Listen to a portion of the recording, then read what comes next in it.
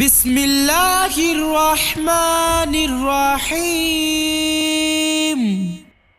اے پاک پروردگار عالم، تو نے حضرت اسماعیل کو قربانی کے وقت محفوظ رکھا، حضرت عیسیٰ کو سولی پہ محفوظ رکھا، حضرت ابراہیم کو آگ سے محفوظ رکھا، حضرت موسیٰ کو فرعون کے حملے سے محفوظ رکھا، حضرت یونس کو مچھلی کے پیٹ میں محفوظ رکھا، حضرت نوح کو طوفان سے کشتی میں محفوظ رکھا۔ یا اللہ، ایسے ہی اپنی رحمت سے اس دعا کو لکھنے والے، اس کو پڑھنے والے، آمین کہنے والے اور اس کو آگے بھیجنے والے کو اور ان سب کے تمام گھر والوں کو ہر مصیبت، دکھ، آزمائش، تنگی، قرض، مرض، بھوک، بیماری